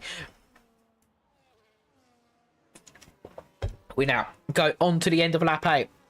Start of lap 9. Alex Carragher looks to try and make an opportunity work against Gary Gayer. It's right up behind the gearbox of the red RB. Tries to go around the outside. He'll cut to the inside, which will turn to the outside for turn 2. Tries to get multiple switchbacks to try and get a move done. Gary, Alex Carragher collide, and that has almost ended in tears for both drivers. They both still stay ahead of Speed Queen, but what could have been is Alex Carragher tried to get the cut back. Gary Gator did try and defend. Both of them making contact almost ended in a spinner. But it has carried on as the order remains sustained. They both were trying to fight for the lead, and this has allowed Speed Queen and Alfred back into the mix quite profusely, and so is J Hydronics, who's going for a move on the inside of Alfred, who is struggling at this moment in time. Just kick Sauber, trying to make a move stick, losing out on the break in there, but the mystery machine is going to keep the pressure on the papaya car as we go around the outside into turn 10 as Alfred defends, but it is unfortunately not anything J Hydronics can do. But I've just noticed that Alfred has a little bit of front wing damage, as we're going to see as he goes into through shot. But that McLaren is going to start having a lot of damage pace if that's the case. Meanwhile, battling between the guys in front as we see Gary Gayer pull the trigger to come into the pit lane. He's the first of the front runners to do so. So it will be interesting to see. I believe he'll go to the intermediates if it is time. But he might get himself caught up in a little bit of traffic if he doesn't come out in clean air contact mode between Alfred and J Hydronics. It was almost. He did another spin, double spin. 4 drivers in the space of 2 laps up front. Alfred, J Hydronics keep on going in the position as they were, but they've lost time to Speed Queen and Alex Carragher just in front. But Jay is going to have to try and do something now because he is desperately quicker than the McLaren in front. But there's nothing he can do at the moment. Meanwhile, Gary Gayer has come out just behind by 4 seconds against ART Optic. He's got some clean air now. So on the intermediate tyres, what sort of times can we see from Gary Gayer to try and take pull a gap when they all the rest of them come into the pit? ART Optic gets by JPS into P6 now. Optic looks to try and goes in now. They do have a lot of pace at the moment. They have kept in touching distance of the cars in front, but have they lost too much time, and is that damage ultimately hindering them at this moment in time? Because ART Optic started down in P18, on lap 10 they're in P6, very much driving through the field. They come into the pits as well with Alfred and Formula Leon also. They will come onto the intermediate tyres, and we'll see as I think Alfred's getting a new front wing. Formula Leon coming in to fit a new front wing as well, but ART Optics decides to against that and will put themselves right in the mix with Formula Leon and ART Optic and Alfred, sorry. As ART Optic has actually jumped the Alpine and is only a couple seconds off of Alfred now. Maybe the damage is not quite affecting them as much as what Formula Leon and Alfred had. Meanwhile, Vekuli, Kevin Cow have gone for fighting. Vekuli is finally up to 6th place ahead of Kevin Cow. Marchmeister still sat behind, but they will have Alfred, who is in, who is going to start to catch this this battle for currently P6, and his three-way fight for position is crucial. We now go down towards the chicane. Marchmeister looks to try and make an assault upon Kevin Cow, but unable to do anything at the moment. We go into the exit of the chicane. Kevin Cow made a bit of an error there, a bit of contact as well as the Aston Martin goes flying through. Meanwhile, the McLaren of Alfred will also go through. Kevin Cow drops 2 positions there.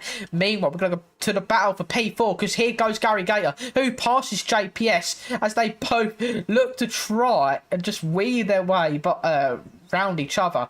But JPS comes into the pit lane. Gary Gayer is on the intermediates. He is going to be stunningly fast in this stage of the race because those intermediates are certainly fired up. 23.9 from Gary Gayer. He has got clear air. He's got the opportunity now. Just the 3 rivals he had in front behind him now in front of him. David with a 23.5. That Williams is starting to set the world on fire as well. The drivers are really learning, and the intermediates are beginning to be the optimum tyre. ART Optic is now fighting Kevin Cow. He gets by the Red Bull. He's on the intermediates. He is now done with the Red Bull for now. For now, he's now going to go after Alfred. 1.8 seconds between the McLaren and the Haas. Further 9 seconds back, though, from Gary Gator in P4, and that is the crucial gap right now. Vikuli trying to defend against Alfred though as much as they physically possibly can, but on the full wets compared to the intermediates, which are giving much better grip at this time against the full wet tyres. Up the inside goes Alfred. Do they make the move stick? Vikuli tries to stick it around the outside but cannot quite manage to do it on exit as Alfred moves their way up to P5. Gary Gator is now the next car in front, but 10.1 seconds is the gap. We'll go to the battle for the lead because we've got Alex Carrigo and we've got Speed Queen fighting it out, both on the full wet tyres. They're maybe looking to extend as much as possible, hoping that the intermediate, they can just do a single stop onto intermediates and then go to the end. But they are hemorrhaging time, to Gary Gator, and at the moment it is not looking like the best idea. It could all change on the turn of a dime, but we'll see whether this pays off for the two of them. They are the championship leaders for a reason, so we'll see whether the risk is certainly worth the reward. We now go up towards the hairpin. Alex Carrigo, Speed Queen, 9/10 gap between the two of them. We're keeping an eye on battles throughout the rest of the field now, as L. George, Marchmeister and Vikuli are in a battle for P11 at the moment, just outside the points. Marchmeister and Vikuli have come up behind L. George, who did a quite substantial undercut, I believe, in if they are on the inters. Yes, they did a couple lap undercut over the two in behind them. Now Formula Leon has left the session. I'll quickly invite you back, Mr. Leon, before we carry on. Leon's been sent an invite. Hopefully he gets that one back. We're now going to see Alex Carrigo lead. Really the way Speed Queen comes into the pit lane. The question is how much time they lost. They've certainly lost position to Gary, a significant amount of time to Gary, but have they lost enough time to Alfred, who is going to come out behind due to the damage? As we go through turn 2, Speed Queen comes out 2.4 seconds clear, so 6.7 seconds now is the gap between Speed Queen and Gary Gator, but a couple laps newer tyres by 4 laps to be exact. Is those 4 laps going to be enough to maybe think about going to the end, or is that too much to ask for from the intermediate tyres to go 21 laps? Oh, that, especially when you're getting the back end out like that in the Red Bull. Speed Queen now looks to try and catch their rival rival from last season, has continued to cause them a little bit of trouble this season, and Gary is gunning for points and gunning for this title. They lost out last year. They were third to Speed Queen and Shoot Fizzle. They want to make a go and improve this year. Alex Carrigo comes into the pit lane. J Hydronics decides to stay out. Where does Alex Carrigo come out in comparison to Speed Queen? 1 lap later, then the Red Bull. Is that going to be just about enough for the undercut for Speed Queen? Alex coming to the pit exit line. Speed Queen's passed it already. Is that going to be enough for Speed Queen to get through? It certainly will be. The undercut has been enough, but Alex Carrigo is right there, right behind. Unfortunately, that is too little too late for the Haas. The Red Bull is up to P3 on track. P2 if J Hydronics pits and has to do another stop if these guys do later on. But that has ultimately ended in position lost for Alex Carrigo against your championship rival, who is 5 points clear of you right now and is looking to get a couple more in the bag. We're now going to go through Sector 2. Speed Queen can relax a little bit more knowing that Alex Carrigo is behind, and you are catching Gary Gator by about a second a lap, really, if not more. Gary starting to struggle a little bit more in these intermediate conditions in comparison. CW Johansson has retired from the session. That's caused a safety car. Massive safety car.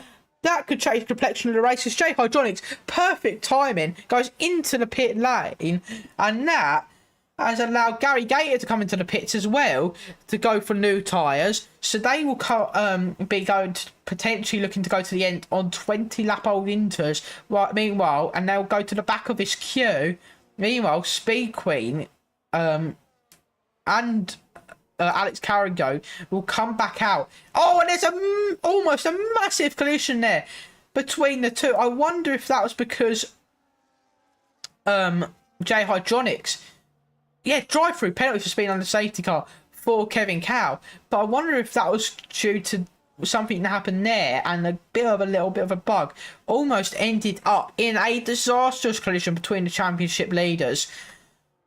Oh, that could have ended worse, but they both, I think, continue on without any form of damage. Same with Alfred, who was just behind the arse.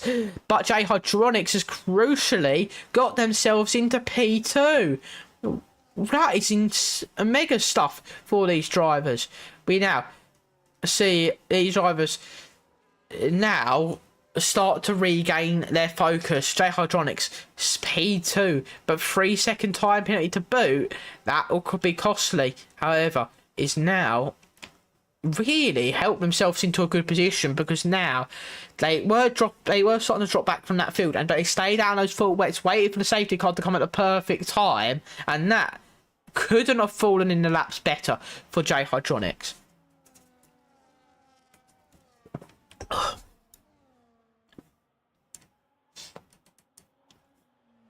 We now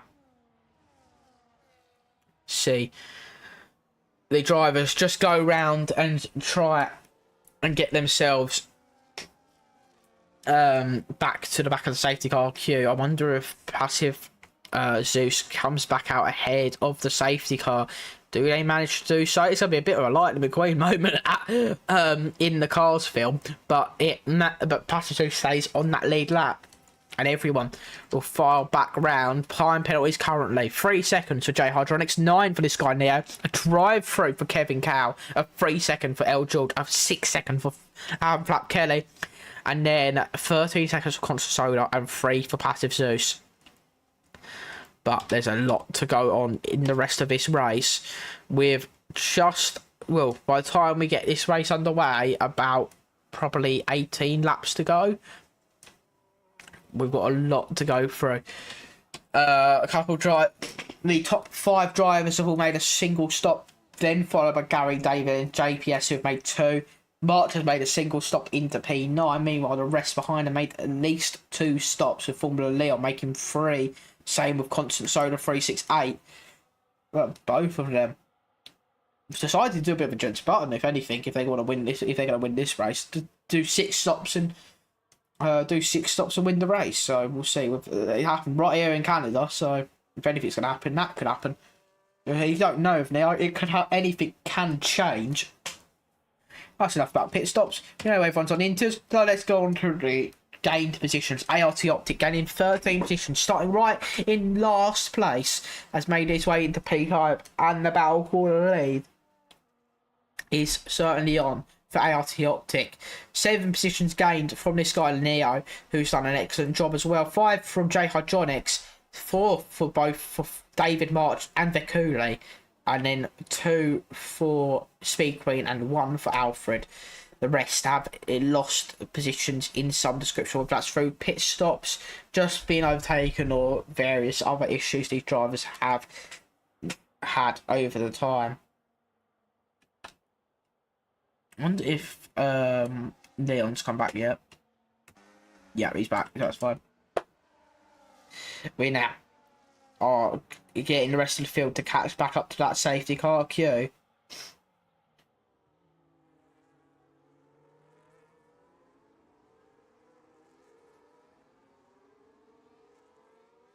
So, with everyone now trundling around, we should get going probably maybe end of lap 19, if not end of lap 20. And then we'll be left with 15, 16, 17 laps to go. And a lot of racing action still to go ahead. Who can take this victory? It could be between any of the drivers, as they all have the opportunity. Safety cars in this lap, so it hasn't allowed Passive Zeus and Constant Soda 368 and Kevin Cow to catch back up to the back of the field. The safety cars decided that's it, we're going to come in and we're going to get going again very, very shortly. Now we go down towards the final chicane. Speed Queen will lead the way ahead of J Hydronics, and it is going to be a flat out fight to the finish between all these drivers who can take the win. So we've got a lot of racing laps to go. We've got about half race distance to go left. We're about to get racing. Speed Queen, let's get going as we go through the Horn Chicane. Gets a decent enough start, keeps it enough of a gap to J Hydronics. Alfred weaving in the background will try and get some form of temperature in their tyres. Meanwhile, Gary Gator is having to let someone back, David back through due to illegal overtakes. This has allowed a bit of a scuffle, a bit of a skirmish between the drivers behind him. Meanwhile, Gary is having to do some defending against Marchmeister. They're going to try and defend, and Gary does, but has damage, unfortunately, for the RB. How this race has turned on its head from lap 1. Massive collision into the wall for Gary, almost taking off more front wing. Hoping for the rest of his car is okay, but he carries on, but it's dropped down to P12. What has happened to Gary?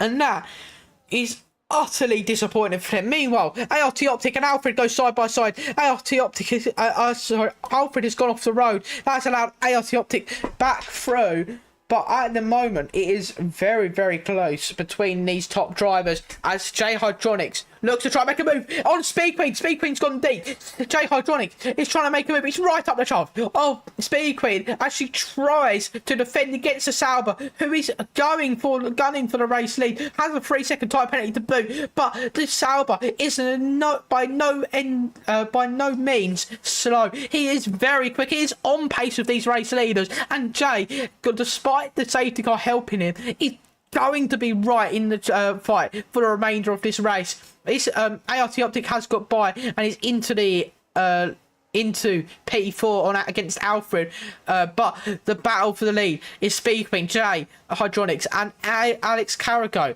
ART Optic at 1.2 seconds back with Alfred in tow. But this race has certainly turned on its head in the first couple of lap after the safety car. We currently see J Hydronics just trying to push Speed Queen as to her limits, but is trying everything to get back by. Speed Queen will try and defend against the mystery machine, but for how long can you manage it? We're going to go down towards the hairpin. Meanwhile, battles are brewing further back between Marchmeister JPS and Formula Leon. Formula Leon up to P9, was it down in P14 at the end of the safety car restart, but has now got themselves a couple of positions back. They're going to charge through this field and try and catch the race leaders, but how difficult is it going to be? As we now go down towards the final chicane, unable to do anything at this moment in time, and Formula Leon is looking to try and get past JPS, while JPS is trying to get past March, as March has to defend to the inside. Formula Leon dives up the inside of JPS, back end loss from trying to brake so hard. The rear brakes just locked there for Formula Leon. He's unable to get the move completed. JPS is still there as we go into turn 3 and turn 4. Can Formula Leon get through? No, he can't quite, as he just has to settle back in for P9.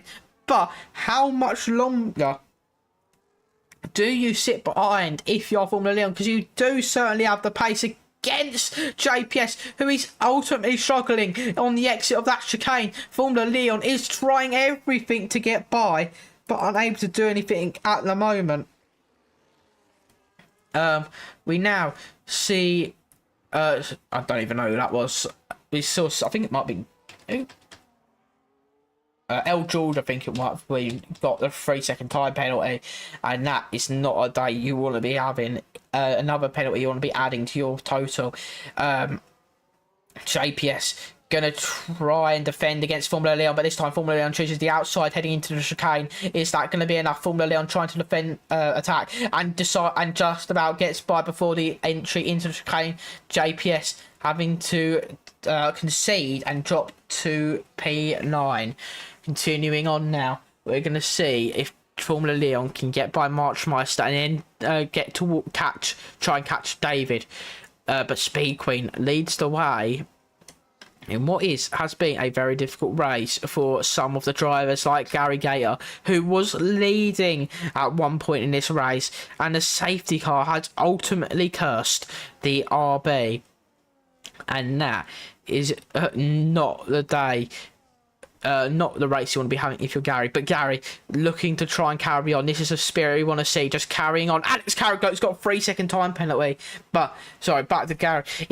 Gary needs to carry on, because if you can carry on, there's another safety car. You throw yourself right back in it with the opportunity to change that front wing, get onto some fresh inters, and then go to the end. We'll see whether that plays a factor, or whether you can just do anything in your power to try and get through.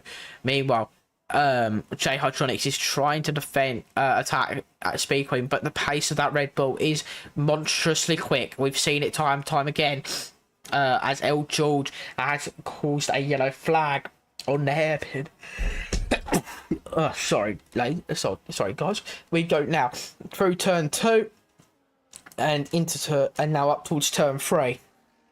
Can Speed Queen defend the 2 Pied, who now have time penalties? That is a crucial thing. The drivers behind, and one of them, your closest championship rival, has a time penalty that could ultimately curse them. L George has gone into the pit lane to retire. Again, we need that spirit to fight for points. Just carry on, keep calm and carry on. That's the British saying. Whereas we go now up towards turn 8 and 9, unable to do anything at this moment in time. Meanwhile, Marchmeister has lost position to Formula Leon, but Formula Leon up into 7th place is now going to try and catch David in the Williams, who has 3-second time penalty. And unfortunately for now, Formula Leon is right in that window. Meanwhile, I'm so used to Gary being that Sauber from last season. I'm still not used to him being that RB. But J Hydronics is on the back of Speed Queen. I don't know who else left the session. I saw L George leave, but I didn't see anyone else. J Hydronics fastest left the race. The Sauber is right on the back of the Red Bull, putting pressure, and significant pressure, on Speed Queen. But is that going to be enough? As we go through turn 1, 2, and then into 3 and 4, what does the Mystery Machine manage to do? Because at this stage, it is very difficult to overtake. Contazola comes into the pits to retire from the session. It's not been his day either, unfortunately for him. Got damaged on lap 1, and it ended in a very difficult race. Gary up to P11, still an opportunity. I think Hanfap Kelly has actually left. I just realised it was him. Do I have Kelly? I do not, unfortunately. Yeah, unfortunately, I do not have. I don't think I have Hanfap, or at least it's not showing off on my friends list. Another problem actually with this game. But we move on. We shall try and see whether Speed Queen can defend this position again against Jay. It seems that Speed Queen is just about able to use enough ERS to defend into the chicane, and by the time we get up to speed at the end of this next straight, it isn't enough for Jay to try and make any sort of impression on the current championship leader. We now go through the opening sequence of corners of the lap. We are on lap 25 of 35 with just 10 laps to go. 11 laps to go. Can J Hydronics, who's very, very oversteering there on the exit of the chicane, trying to put as much pressure on the Red Bull in front, but Speed Queen looks to be completely unfazed at this stage.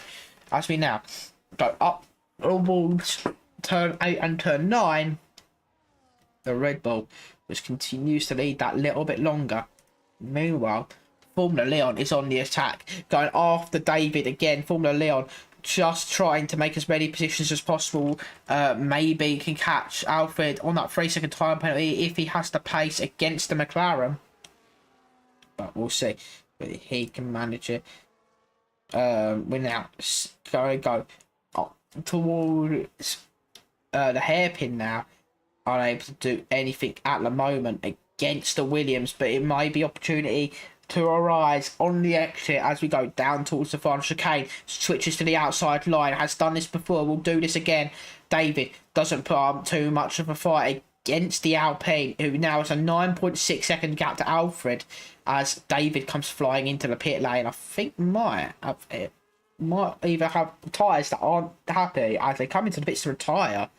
I wonder why, because he was doing very well in the points, and they're very peculiar from the Williams. But anyway, we continue on. Oh, massive start there from Formula Leon, who just tries to get on the power. He's pushing like hell to try and get towards Alfred in front. We now continue on with Speed Queen trying to mount an assault on trying to mount the fence against J Hydronics, who has kept the pressure on this whole entire time since the safety car restart, but has been unable to do anything. As we will see the Red Bull try and just look in their mirrors, just notice that the Sauber is there, but it's unable to do anything. I do notice Alex Harrigo keeps going to the wet part of the circuit to put some more cool water through their tyres to cool the tyres, but it's just unable to close in by any margin against the two race leaders. Alex Harrigo currently sitting in P3. I'm trying to work out points as well while we're here. Bakuni, that 3 second time penalty now, and unfortunate for the Mercedes, who is getting caught by Gary Gator, who is trying to mount some form of attack against the Silver Arrow. J Hydronics, meanwhile, the Mystery Machine versus the Red Bull, a driver who has won races before, Jay, who has not been on that top spec of the podium here in Neo. Can the Sauber get by, but then has to build a 3 second gap? And unfortunately unable to do anything there. We go through towards the exit of the hairpin. Jay is very close now, even closer than ever. We go up towards oh, Leon needs the invite again. Right. Thank you for letting me know. Sorry, I did not notice you left. Where are you? There you go. I should be sim. Sorry, I did not notice. Meanwhile, J Hydronics tries to defend.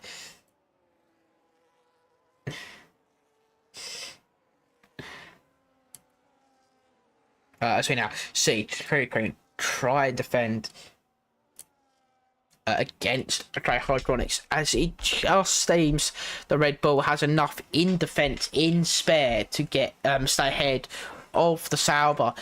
ART Optic, though, who hasn't got a penalty, who is behind the Alex Carrigo and J Hydronics, could ultimately end up in P2 at this stage with that time penalty looming over Alex Carrigo and Jay.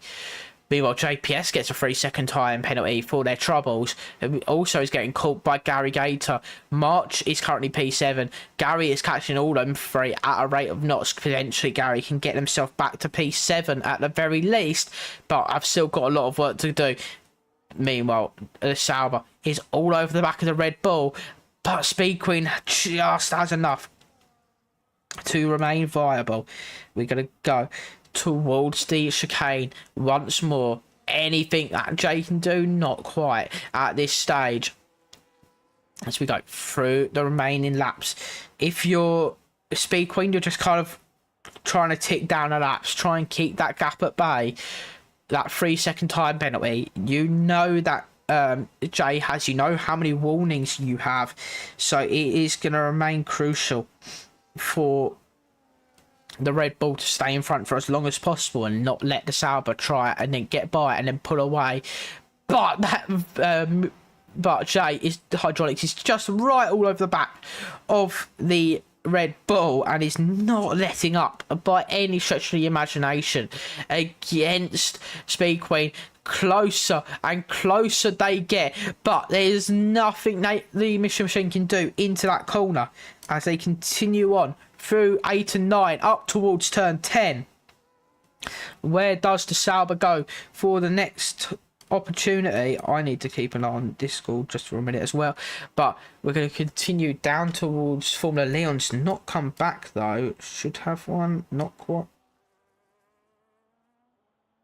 Passive Zeus, I do apologise. I'm reading wrong people. I don't know where you are.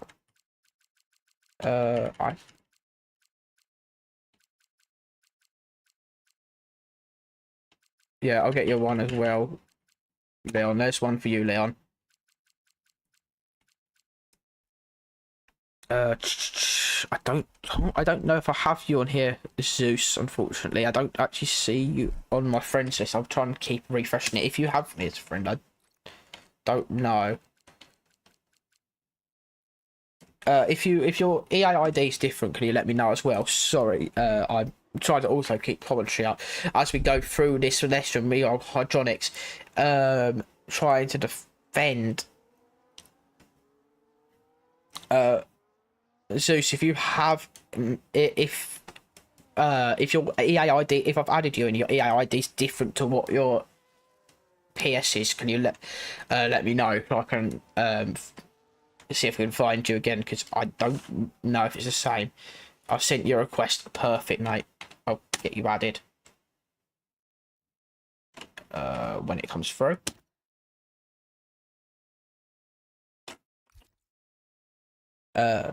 Oh, you might have sent it to my Xbox One. If you let me send it.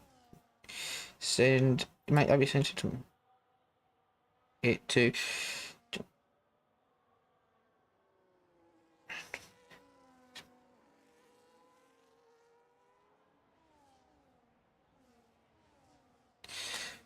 I'll double check and it's not come up. So.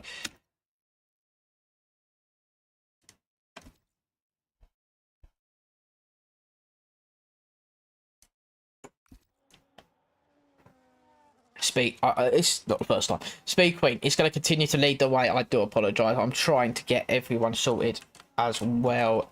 I think you're back in it now. Are you back in, Leon? Yes, that's fine. So Leon's back in. I set it the same as your username.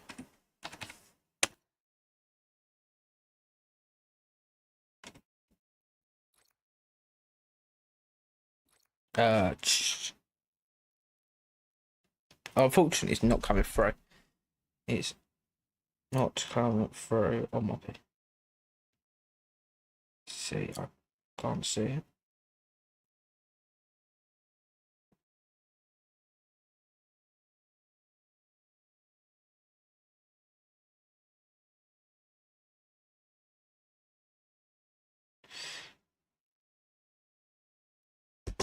So we're going to continue on. Is that you? Yeah. I assume that is you. I'll reset that because then that will Quill. I presume Quill is you. I'm not.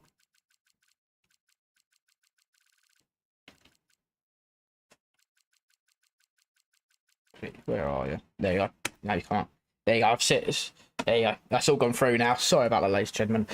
Formula Leon, meanwhile, goes by against ART Optic, who has come into the pit lane for, I think, maybe was getting too much on those tyres.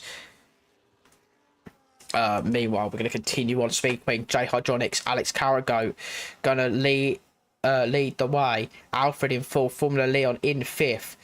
ART Optic in sixth. Leon just with probably the best they can possibly get, unless they can close a 7-second gap in 3 laps against Alfred, who is a very quick driver. J Hydronics is trying everything he possibly can to go for a move on Speed Queen. Gets underneath Speed Queen. Is that the opportunity to try and put the Red Bull off? Not quite, because J Hydronics is right on the back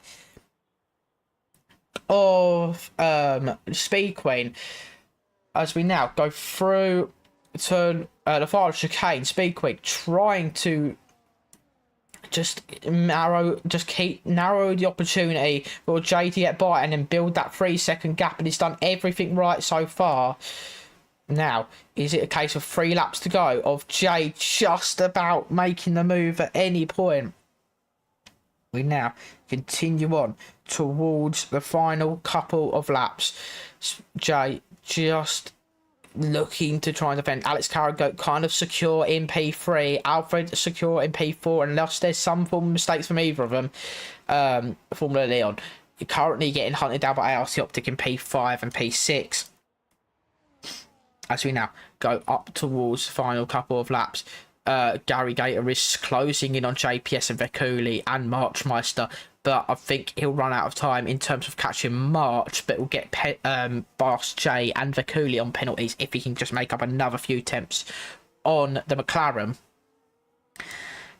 But we continue on towards the final couple of laps for the drivers. Speed Queen has done an excellent job in defence against the Mystery Machine, but the Sauber has just got the ultimate pace, but has not been able to get by at any point, as we see the Sauber just almost pushing the Red Bull back through with 2 laps to go. Is there any opportunity there for J Hydronics to get back through against Speed Queen? But Speed Queen just able to do everything right against their current race leading rival. ART Optic sets the fastest lap. We're going to see a battle potentially between Optic and Leon in the final 2 laps as well. J Hydronics trying to get by, but he's quarter of a second away. This is the closest he's been at this point in the lap. Than at any point during the race, but just loses a bit of time on the exit of the chicane. Is that going to be opportunity lost for the Sauber, who is going to try and make any form of move but cannot do anything? Is trying to get underneath the Red Bull once more, can't quite do it, but both drivers have done excellent so far to try. Can Speed Queen get back and keep the lead on track? That is the thing that everyone wants, is to get the lead on track. But unfortunately for Jay, he's going to run out of time unless Speed Queen makes some sort of horrendous mistake. Even if he overtakes the championship leader, Speed Queen looks to have this one very much under wraps in this, unless something severely goes wrong in this final lap of the race. Red Bull through into turn 3 and turn 4, just unable to do anything is to Sauber. Meanwhile, Alex Carragher, who is behind them, is currently sitting comfortably in P3. I don't think he has more than 3 seconds. He does not. So he is, well, actually he is okay anyway. 9 seconds back is Alfred. Meanwhile, Vekuli and JPS are fighting into turn 1 and 2. JPS gets by for P8. Stays ahead in P8. Vekuli in P9. Gary Gators in P10 right now, but unable to get by. Meanwhile, J Hydronics will try and get underneath Speed Queen for one final time. One last gasp effort to try and get ahead of the championship leader, but there is nothing that the Sauber can do. Just one chicane, one braking point left to go. Speed Queen going through towards the final chicane, takes the final chicane beautifully and up towards the line. Speed Queen wins in Canada, extending her championship lead and takes more points, another race win in her career. Neo. J Hydronics comes home P2. Alex Carragher in 3rd. Alfred will come home 4th. Meanwhile, Formula Leon will come home 4th. IRT Optic come home 5th. Formula Leon will come home 6th after getting a penalty on the last part of the lap, and that ultimately could end up P5 for Formula Leon. It did not. P6 will have to do, and that will leave us with Marchmaster P7. Gary Gator P8 after penalties, JPS P9 and Vekuli rounding out that top 10. hand flap, Kenny Owen will come on P11, keeping the spirit of racing alive. Very good job on return for them. Kevin Cow, P12, and Passive Zeus will come home P13. Very good job from all the drivers who managed to get through this race in very, very difficult conditions. For the drivers, as we now just work out what our championship is really looking like at the end of that one. Gary finished 8th, so that will be 3 points for Gary. So with the championship looking as it does, Speed Queen will be on 75 points, extending her championship lead. 62 points for Alex Carrago, who will sit in second.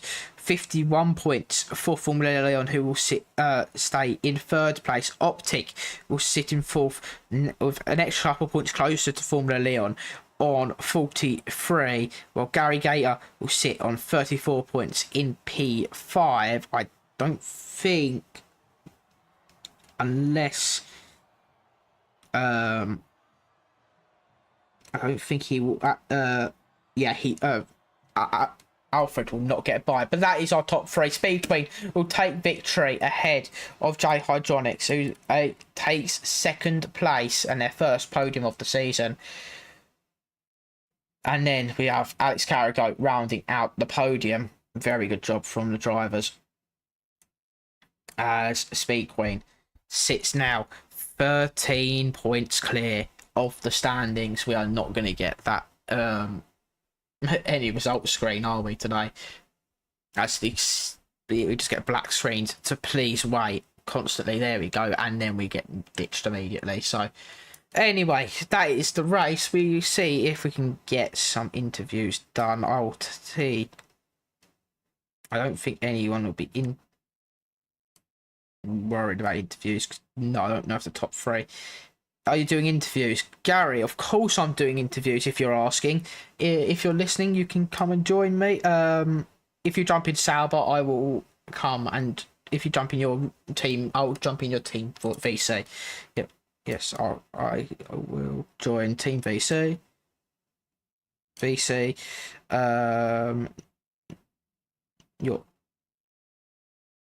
Now, quickly. I'll give Gary a little bit of an interview. If you're in the top 3 and you're wanting an interview, Alex, if you're listening, I'll give you same with J Hydronics and Speed Queen. If you guys want an interview, feel free. Hello, Gary. You've requested an interview. We didn't get a chance to do it I think it's last week, did we? That's all right. Just quickly get you added on the OBS 1 second. And why aren't you coming up? There you go. Can you just speak for me real quick? Yeah, hello.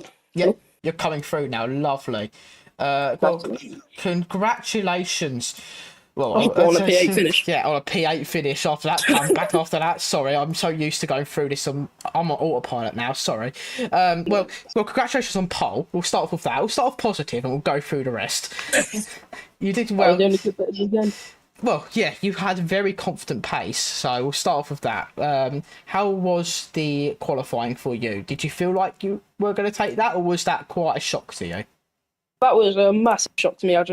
That was on old tyres on a second run, so I was impressed with that.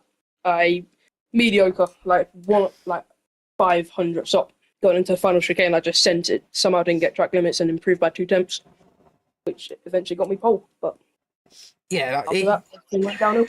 It is quite surprising in the same sense, because I was kind of thinking it was going to be between Speed Queen and Alfred. No offense to anyone else involved, but those do look to be the top of the times. But you really came out and set a blistering lap. So, and in the race, your early race pace looked mega.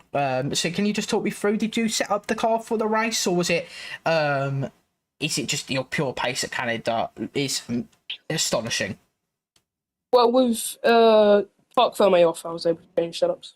So I was able to go from a dry setup to a wet setup. But yeah, first stint was actually pretty good for me. Managed to take the lead and made a nice little strategy call to go to the inters, which got me a 5-6 second gap in the end. But safety car, poor timing, like Yeah, fucked if I don't box. So like can't really do anything in that situation. I had to box, and then unfortunately my pedals failed on a restart. So I'm putting 25% power into it, just goes full throttle and spins me out, which I know hindered a lot of people's. I apologise to everyone for that. yeah, it's a bit unfortunate when stuff like that happens. But ignoring the result, knowing that you can at least keep up with the front end of the field at this moment in time, do you think that we've got I think like 9 races to go now? Do you think you can catch slowly build get closer as they take points off each other, take a few wins for yourself, and maybe put yourself in the fight for the championship? Well, I don't think I'm the quickest. I'd say I'm 4th or 5th quickest, but if I can stay consistent and other people maybe drop a few points, then it's a possibility. Very unlikely after this race as well. But with that pole, that gives me a little bit more confidence around, and hopefully get these bad ones out of the way. There's a season break now, so no racing next week. And maybe, just maybe, mount the title challenge, but very unlikely. Well, try and stay optimistic. You've got, but one more question for you before you can go and have a lovely week off from Neo. Netherlands reverse. What are you thinking? Are you confident going into that, or is that going to be a very difficult track for you? That will be a fun one. I like that track. I hope to be in this interview room on the podium next week, but well, that would be hopeful. But well, I'm always welcome to having you as for an interview. So, thank you for coming in. It's been lovely chatting with you, and good luck in a couple of weeks' time. And we'll see whether you're on that podium, if not on the top step. Congratulations on pole, and good luck in a couple of weeks' time. Thank you. See you hopefully next week or 2 weeks. Yeah, see you in 2 weeks maybe. Have a good one, mate. See you, man. I'm going to quickly do our second placed driver, Jay Hydronics. I'm just going to jump in the VC with you now. Jay, can you hear me? Yep, I can hear you loud and clear. Oh, perfect. It's actually switched over to the comms chat as well, I think. Let me just switch over. There you go. So how are you doing after that race? P2. Congratulations. How are you feeling? Feeling optimistic for rain races. I know I'm not consistent when it comes to qualifying, but I'm gonna keep pushing and try to get faster. Yeah, you looked very quick out there. To be fair, it was you were up there with the likes of Alfred and everything. You had good pace. Did you feel like the car just worked for you, or was it more that you were comfortable with the circuit? The car worked for me in the wet race. Qualifying, I was more iffy on track limits, so that's why I didn't really push as hard. I could have pushed harder, but there was a couple times where I just kept cutting the corner. Like the car felt fine, but it felt better in the race. So yeah, you looked very comfortable in the race. So on the strategy, because you pulled a blind of the safety car and everything, you were on the full wets for a significantly longer time than some of the drivers like Gary and a couple of drivers further down the field, but you decided to stick it out in the full wets. Were you just hoping there was a safety car, or were you hoping just to maybe have better tyres towards the later end of the race? I was definitely leaning more to a safety car because since the last couple of races there have been safety cars, and especially in a wet race, it was going to be a lot trickier for everyone else. So I'm going to look over footage, just figure out what caused the safety car, and then hopefully it rains the next race, and then we can go, try to get a win from there. Yeah, I think the safety car, I'm not exactly sure what happened in terms of how it got caused. I think it was to do with one of the Ferraris, but I'm not exactly sure I think they might have crossed a World Champions or something. I'm not entirely sure what happened with them, but it certainly benefited you. But Lady Luck's got to have its day someday for some people, so it's going to benefit others and not be to the detriment of others as well. So with that in mind, heading into not next week, the week after, we've got Netherlands Reverse. Do you have any confidence going into that in terms of pace or consistency, or do you just feel it's going to be a difficult race? How do you feel going into it? It's definitely going to be a difficult race. I've never raced on the reverse track yet, so I'm going to take this week and the next week to practice. And hopefully it rains. If it doesn't, then I'm going to try to aim for top 8. So yeah, we'll see what happens.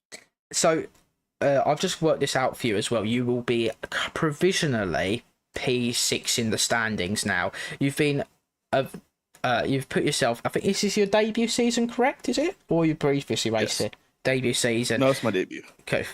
So with that in mind, P6 in your debut season against some very, very quick drivers. Are you proud of that so far? Oh, I'm definitely proud. I haven't really raced competitive on this game in a while. So, I mean, the last time I raced competitive was probably 2016, maybe 17. So this is my first dive straight in. So yeah, I'm glad with the pace, and I hope I can get faster later on. Well, it's considering that this is early doors for you in the league racing scene in probably general. There's a lot of potential there. You've got some good pace, good consistency. You really showed out today. Congratulations on P2. Good luck in a couple of weeks' time. May see you back in this very same commentary box in those few weeks. If not, good luck next week. Good luck throughout the rest of the season. All right, mate? All right, thank you. Have a good one, mate. I'm just going to switch over to Aston Martin next, who have Marchmeister in the VC. March, can you hear me? Very well. Yep, I think you're coming through now. How you doing, mate? P7 was that in the end for you, wasn't it? Yep, exactly. P7. Yeah, how are you feeling after that race? The race itself was pretty tough for me, but I'm happy with the result that I've accomplished in the end. Canada is not really one of my strongest tracks per se, and purely because of the pace I deliver and as well as the track limits that I usually get, which is usually in double digits. But today I've managed to get just 2 warnings out of 35 laps that we've done, which was crucial in the end. So yeah, I'm happy with the performance and the result that I've got today. Yeah, but it must be much the best I could have done. Yeah, because it's a very penalty considerate track. I was coming into this very same race a couple weeks ago in another league, and someone said you just need to get through the race without penalties, and you're bound to do well. Whether you gain penalties off gain positions off penalties, or you just keep it clean. And you've certainly done so. Did you expect a P7 out of today, or did it come more of a shock to you? To be honest, I haven't really practiced for this race beforehand, so my expectations were kind of low anyway. I mean, I would have loved to score points, but I wouldn't have been too distraught if I didn't. But yeah, considering that's been my best race finish so far this season. I think I could say I exceeded my expectations today. So yeah, you certainly have done well. So heading into next week, not next week, the week after, Netherlands Reverse. Are you confident going into that, or is it a bit apprehensive for you? I'm actually quite optimistic about the Reverse Zandvoort, because yesterday before we did this, I had a league race in the Zandvoort Reverse, and I have actually done pretty okay for myself there. I scored a high finish in the top 5 at the end. I know the race itself is going to be somewhat chaotic because it's very easy to make a mistake in this in the reverse layout of this track. So I should expect some sort of at least like 2 or 3 safety cars coming in. But you know, as long as I keep it within the track limits, as long as I keep out of trouble, as long as I keep delivering the good pace throughout the Grand Prix, I think my chances are pretty okay to get a good result in the end. So Yeah, can't wait to see that happen in 2 weeks. So yeah. yeah, I can't wait for that race either. It'll be a very, very interesting one for me. It'll be the first race on a reverse circuit I will have done. So congratulations on P7. Very good job today. And it's lovely seeing that you want more consistent drivers out here in our league. And I want to thank you for the interview. Good luck in 2 weeks' time. And yeah, and yeah, good luck in 2 weeks' time. That's it. So that is going to be everything from me. I will be back in 2 weeks. We'll back 2 weeks' time, like we say, for Netherlands reverse, and then after that will be Bahrain. Then a sprint race in Miami, a mystery Grand Prix after that in for round 9 with Austria, Hungary, Monza, Saudi Arabia, and Spain, all to come throughout the rest of the season. Join us for every single one of those. It's going to be a tight championship fight up and down the grid. Hope to see you then, and